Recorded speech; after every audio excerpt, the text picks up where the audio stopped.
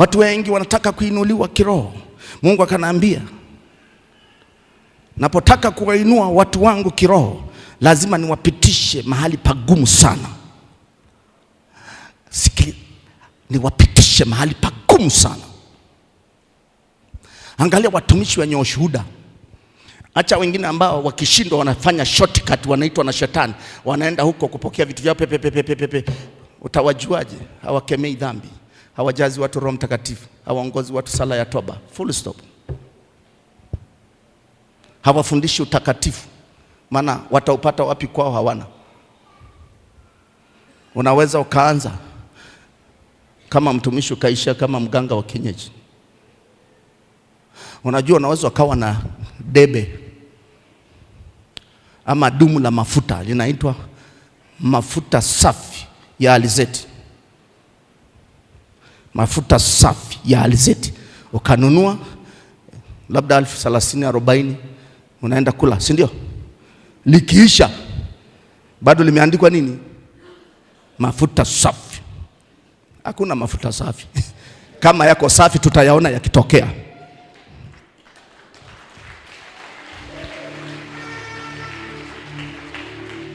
Umenielewa kitu nimesema?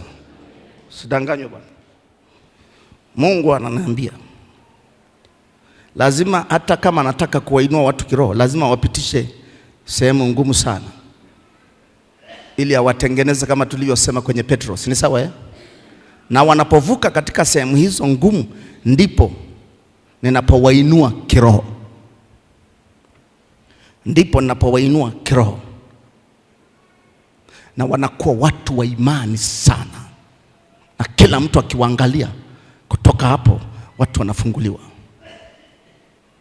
Angalia kitabu cha Kutoka. Kuna watu walikula gharama. Watu hawali gharama, lakini wanasema nataka kama Musa. Ngoja nione kama walikaaga kama Musa kwa uongozi wa Mungu. Kitabu cha Kutoka sura 24. Kitabu cha Kutoka sura 24 mstari wa kusoma wa 16, alafu tutasoma wa 18. Wa 16 alafu taruka wa 17 na soma wa 18. Jamani, kuna kitu unaelewa? Mstari wa 16 unasema, na huo utukufu wa Bwana ukakaa juu ya mlima wa Sinai, lile wingu likaufunikiza siku 6. Lile wingu la Mungu likafunikiza siku ngapi? Siku 6. Na siku ya 7 akamuita Musa kutoka kati ya lile wingu. Akamuita Musa toka kati ya ile wingu. Mstari wa 18. Musa akaingia ndani ya lile wingu, akapanda mlimani. Musa akawa humo katika ule mlima siku 40 usiku na mchana. Ni gharama sio gharama? Paka familia inamsahau. Siku 40 usiku na mchana. Lakini lianza wingu kwanza limejaa. Mtu amejaa utukufu wa Mungu. Mungu anamwandaa, alafu ghafla anamwambia panda huku juu yangu. Maana yake Mungu akamwandae mwenyewe siku 40 usiku na mchana. Ndio maana aliposhuka mwanamume, kila mtu akimwangalia anakimbia. Kila mwenye mapepo akimwangalia anaogopa. Kila magonjwa yanakimbia. Kwa nini? Wengine wanaenda kuiga, hawajaitwa na Mungu.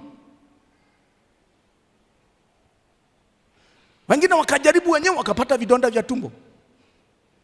Anza dade.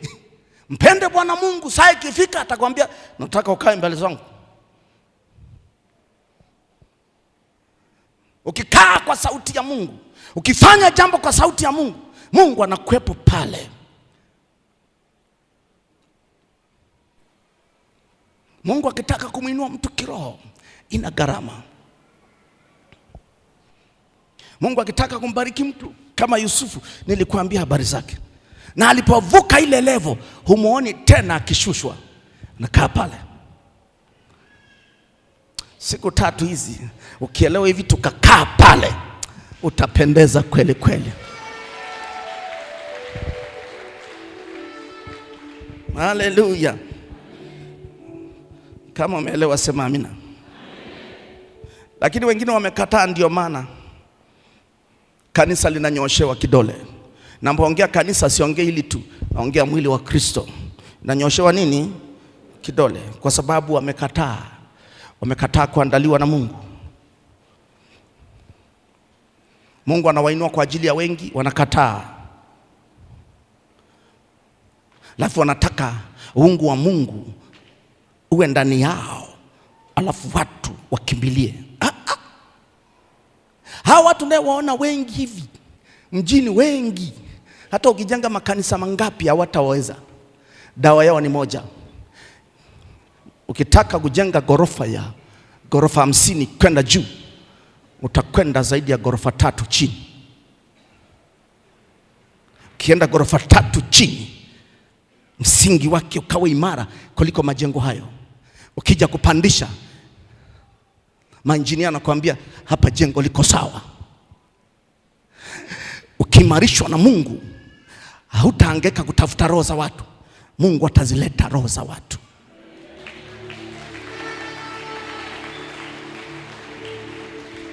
Na akizileta, utakuta Mungu anaongea na hizo roho za watu.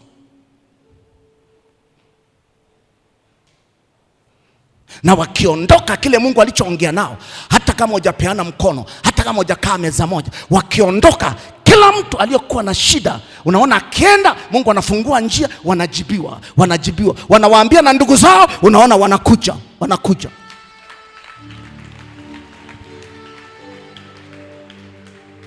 Nitalijenga kanisa langu na milango ya kuzimu haitalishinda.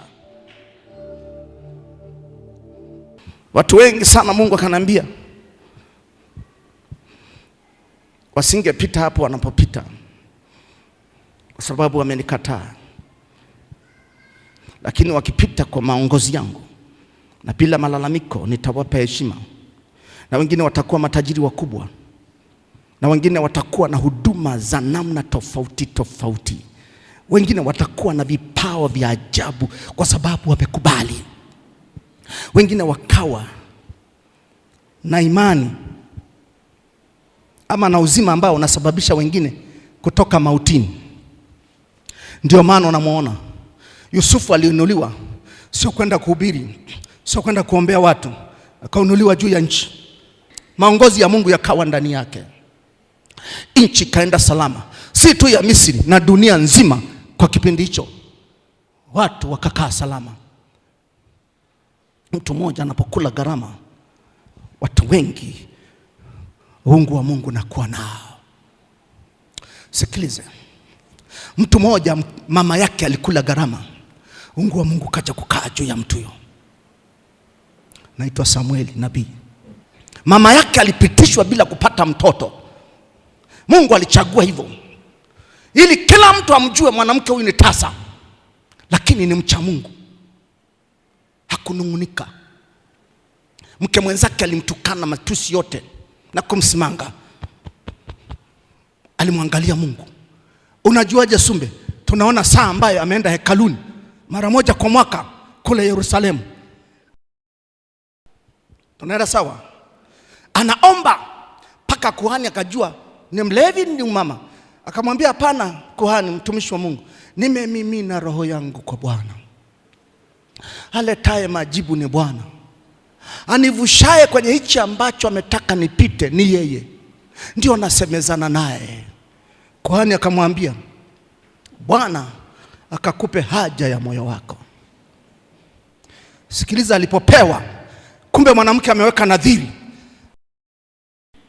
Ilipotimia, mtoto yule akakaa labda miaka mingapi, akamaliza kunyonya, akamchukua.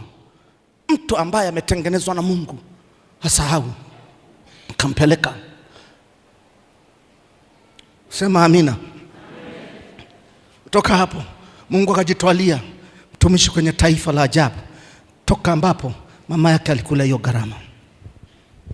Mtumishi mwingine ambaye alikubali ni Elisha. Elisha alikubali, Mungu akamtengeneza. Na saa ya kupimwa kwake ilikuwa ngumu sana. Cha kwanza, mali zake zote, jozi 12 alizichinja zote. Tumaini la mali zikaisha. Kamwangalia Mungu, akamfuata Elia. Saa Elia anachukuliwa ilikuwa kipimo kigumu sana. Kaambia utakapomwona bwana wako anatwaliwa ndio utapata hii nguvu maradufu. La hujaona basi hatuna kesi. Kwa mtihani mgumu. Mwanaume alikuwa halali usiku na mchana, lakini tunaona mwisho akapokea ile neema, akatembea naye kwa uzuri, mwisho mpaka akaja kafa. Nachotaka nikwambie hivi, angalia, baada ya kufa Mungu hatengenezi vitu feki. Hata alipokufa Elisha, miaka imeenda, amebaki mifupa tu kwenye kaburi lake. Watu wanakimbia vita, wamebeba maiti kwenda kuzika upande wa pili, wanafukuzwa, wasema jamani, hao watu watatuua na sisi tumebeba maiti, tutumbukize kwenye kaburi liko hapo. Wakatumbukiza, wakakutana na mifupa ya zamani ya Elisha. Aliinuka hajainuka. Mungu akikutengeneza, akikuridhia, hakuna kitu kingine mpaka kifo chako.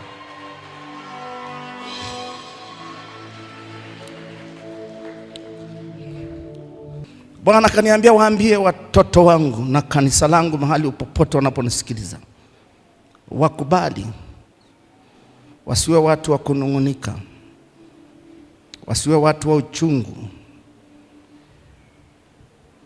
Kaniambia manung'uniko ni gereza la kuua imani. Manung'uniko ni gereza la kuua maono niliyowapa. Manung'uniko ni gereza la kuua baraka zao. Ndio maana ngambia waambie wasome Ayubu 21 hata mstari wa 25. Akasema wengine hufa kwa sababu ya uchungu wa roho zao, wasionje mema kamwe.